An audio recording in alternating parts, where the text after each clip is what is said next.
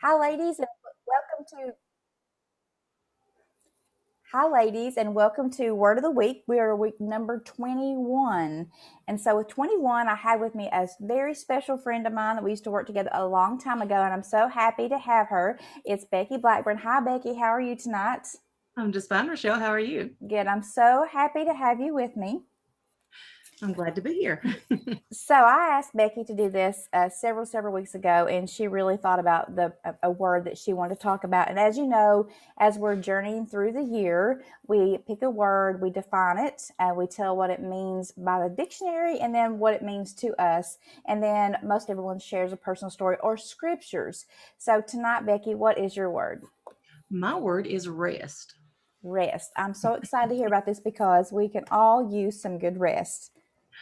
Yes, we can. And when I looked it up in the dictionary, of course, there were several different definitions, but the two that I liked the most, that I felt were most appropriate and picked, was freedom from activity or labor and peace of mind or spirit. Um, and to me, it just my definition is it's a break or a pause. And I'm like you, I love words. So when I am, reading through the Bible, I read on my phone a lot just because I have a Strong's Concordance there Mm-hmm. on that, and I can go in and look at those words. And there are many different words that is translated to rest in the Bible, but when you go back and look, they're a little bit, different. And so some of those definitions were to, cease, remain quiet, peaceful resting place of refuge, take easy, and refresh. And I loved all those definitions. And like I said, you can find them multiple places through the Bible. And kind of two things that kind of jumped out at me when, when I look at this word, because there's a couple different places you can take it is, well, more than two, but a couple different places I kind of took it was I think a lot of times, when I think of this word, I think of Mary and Martha and how Martha was one who was not resting and she was doing really good things. She was doing awesome things when Jesus was coming to town. And, she was just, busying herself, but she missed the point. She was getting, if you look over in Galatians, I've got my little notes in front of me here. Galatians 6:9, where it talks about not being weary in the well doing. Mm-hmm. That's what Martha was doing. And I think that we do that. I do that. I think a lot of people do that a lot. And, like 2020 happened. I think it devastated people. But, for me, it stopped. It was crazy because I was no longer running. I had no other place. I had no place to go. I was still going to work, but everything else just stopped. I didn't have all these other things that were really good things, but I just didn't have any place. I had no place to go. And for me, it forced me to stop and take a breath and to um and to really evaluate like my relationship with God. And for me, it helped me to get closer to him Mm-hmm. because in those times, I didn't I didn't have, stuff to run to with the kids. I didn't have stuff to run to with the dogs. There was none of this extra stuff going on. I just had to stop and rest. And so for me, it really forced me to a point. I was like, I have no excuse to not be in my Bible and to be studying and to be, reading and learning. And it really, and Mary Martha was actually one of the things that I, studied out at the time. And it really makes me think of them because while Martha was running around doing those things, and I've decided that I'm probably a Martha, even in those, even in being a Martha, she missed the point.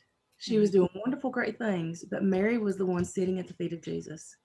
And I would really much rather be the one sitting at the feet of Jesus. But I know my human nature is that I'm going to be running around and doing these things and finding excuses to do them, And I find myself, even now that things are starting to get a little bit more normal, starting to add these things and you're just Yeah. busy. There's no point in being busy. I mean, it's nice and it's good and all that, but not to get weary in the well doing. And then my other thing that kind of skipped on the other is that it's not, even though we can get weary in the well doing, we can take it so much more beyond that. And we are, as well as I do, we are, hero, hush. Sorry. It's He's decided okay. It's life. That's he's decided he wants to go out and play now, but he's just awake. But um, we we fight a battle, and I know it talks over in Ephesians chapter 6 about how we wrestle not against flesh and blood, but against principalities. And I think we have all in our lives had those times when we've just been beat down and worn down, and all the things have happened to us, and we can see no way out. Mm-hmm. We can see absolutely no way out. And I know that I've had that many times in my life where I'm like, there's no way out, but for God. And He brings His peace and His rest to me. And as I was going through, looking at this, I looked at the story of Esther. And she's one of those I've really only truly began to appreciate in the last few years, is the story of Esther, which is sad, but it's true. But with hers, and I could honestly sit and talk for an hour about Esther, but that's for another time and another place. Um, with her story, if you look over into chapter 9, and of course that was after after the law had been created. Of course, Haman had this law created that all the Jews were going to be killed. And in Persian law at that time, you could not take a law away. So once the law was in place, it was just in place.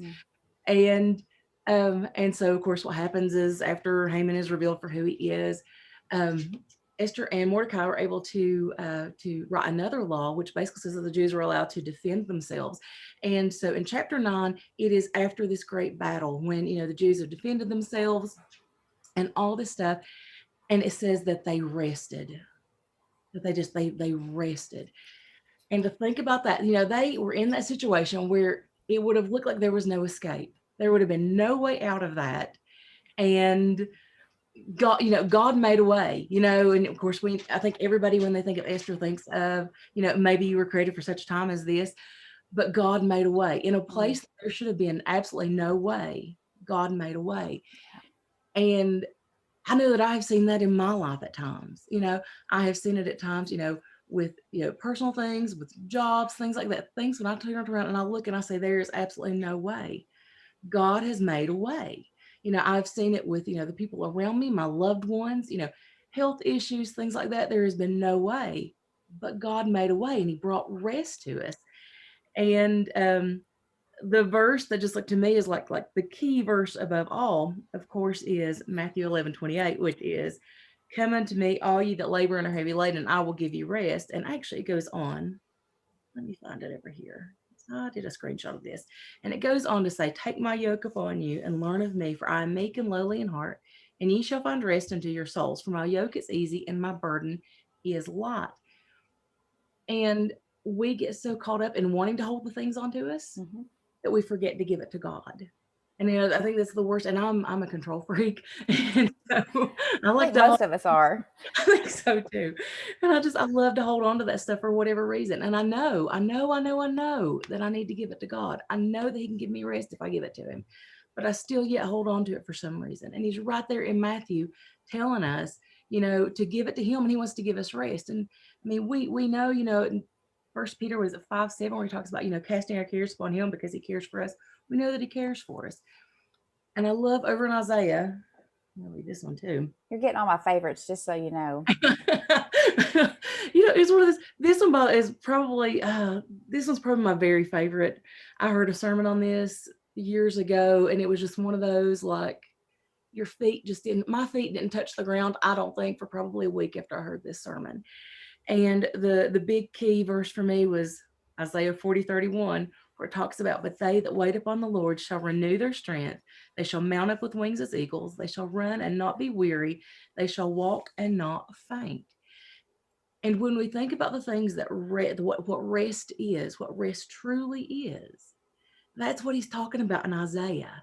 That's what He's talking about in Matthew, is that we're supposed to give our cares to Him.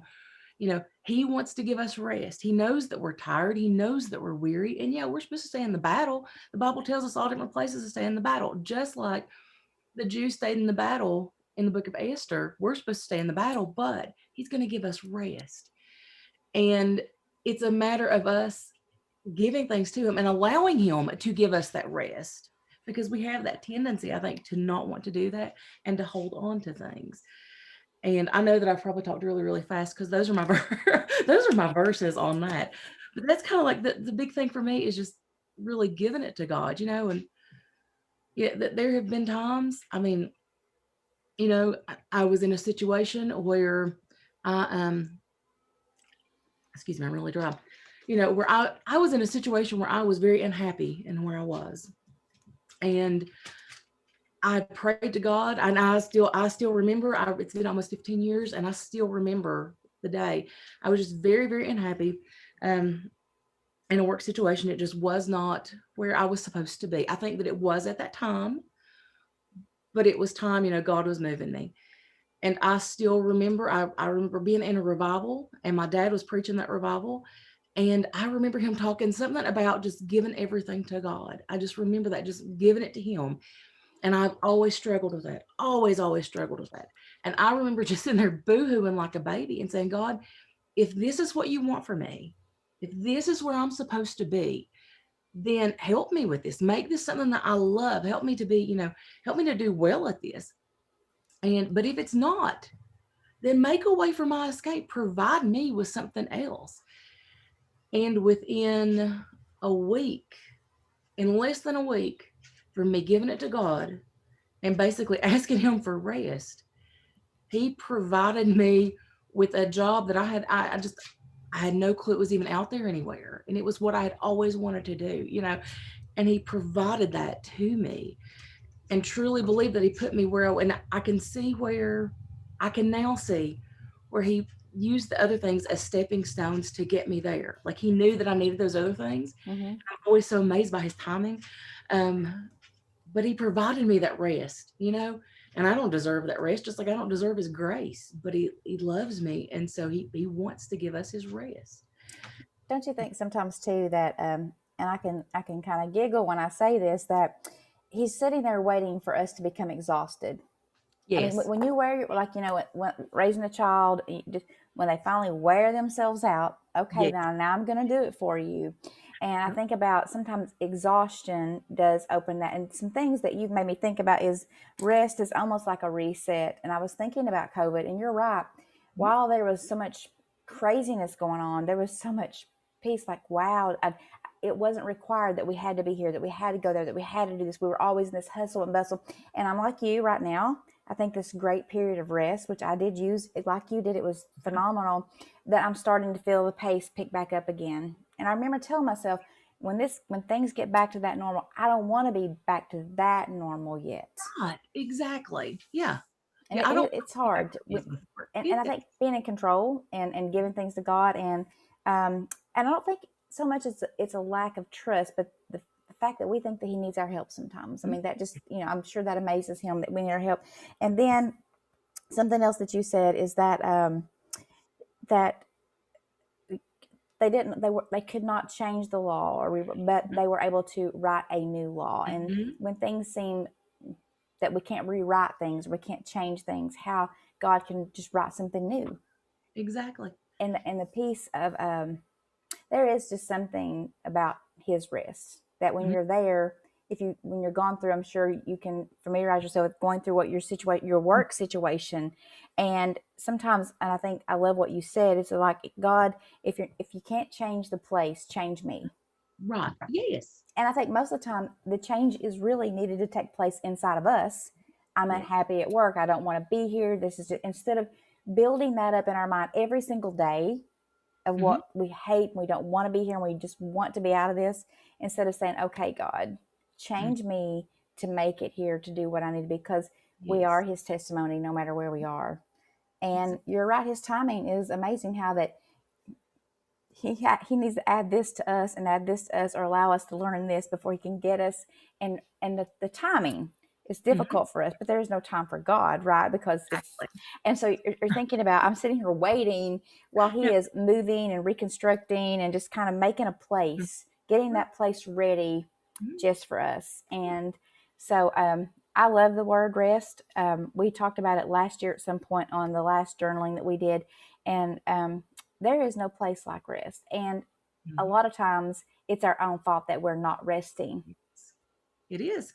And after we go through the battle and we get to where we are, there's a part of us that still, the rest is there, but still wants to pick it up Mhm. and pick at it and go back and rearrange it, Mhm. restructure it, reorganize it, Mhm. instead of just letting it rest. Right. We really struggle giving stuff. Well, at least I. Yeah. I really struggle truly giving things to God.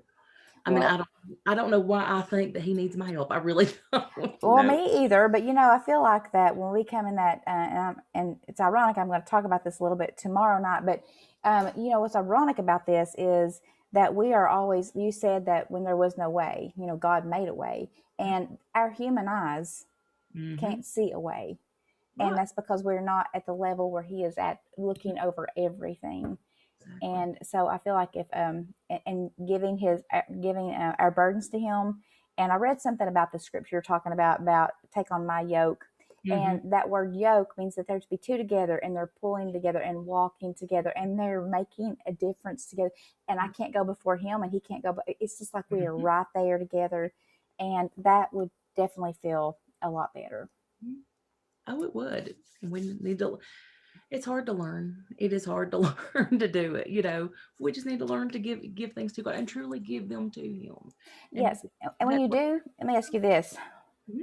you get through a situation, you finally, oh, you know what, next time Mhm. I should have just done this to begin with, but the next time comes, and here we are exhausting Uh-huh. ourselves again. Yes, wearing ourselves out, putting ourselves right back to where we were before. You know. Wow. And your Martha and Mary thing, I do appreciate that, because one thing I think that we can take around, Martha being so busy and Mary was at the feet, Mhm. but living in the moment, Yes. Yes. just living in that, just like, let the world pass me by right now. This is my moment, or mine and His moment, or where we are, to live in that moment, to stop. But I don't, if you're like me, my mind is like 100 things. Mhm. My husband sometimes will say, so where's your mind? I'm like, it's so far gone, that he's like, well, where'd that come from? I'm like, well, you don't know how my mind works, because one thought attaches to another. But Yes. just sometimes stopping yourself and resting in this very specific moment and take it all in. Yes. Oh yeah. Because I'm a planner. I need to always have. I know that God's got plan A, but I need to have a plan B. You know. Becky's plan B, right? Just so she can figure Yes. this out. Like, okay, if this doesn't work, I've got it. Don't worry, God, I have it all figured out for you. Exactly. And I'm like, I know you're gonna take care of it, but you know, I just in think He lets case. me do that just to calm me down, Yeah. to give me some rest because He knows that my brain is good. It's just going everywhere. You know, Yeah. it's And I all my think brain is always everywhere. I think a lot of us women are wired that way because of all of the roles and responsibilities that we have to do. And um, if you're like me, sometimes it's difficult to say no. Yeah. And then I find myself all frazzled and stressed out, and I can't. Uh-huh. Everything's a mess, and I'm thinking, but why did I not say no? And because just it's just it's a cycle, a vicious cycle. Yes, So we it just is. need to hit the reset button Hmm. and rest. Yes, we really do. So Becky, tonight there's women out here listening to this, and this word rest. You could read that definition one more time. I Yes. didn't get it all wrote. I got freedom from activity, but I didn't get the rest of it. Freedom from activity or labor. And then the second definition I liked with this was peace of mind or spirit. I love that. And Hmm. one word that I wrote down that you said that I love is pause. So Yeah. if you're watching a Netflix series or a movie, the opportunity to pause it, stop Hmm. for a moment, do what you're going to do, and then come back and pick up where you left off. I kind of think about that, if we could ever do that with our life, to pause, because we're going to be able to move on. It's not going to stop going, but Hmm. sometimes we need to just stop moving, and we Yeah. need to just hit the pause button before we hit play again, and just let everything get to where it needs to be so that we can move forward. Oh, what's the verse? Be still and know that He is God. Absolutely. Be still. You know how hard it is to be still, so fidgety, as hyper as I am anyway. It's like, I can't be still. You tell me to be still, and I can't be still.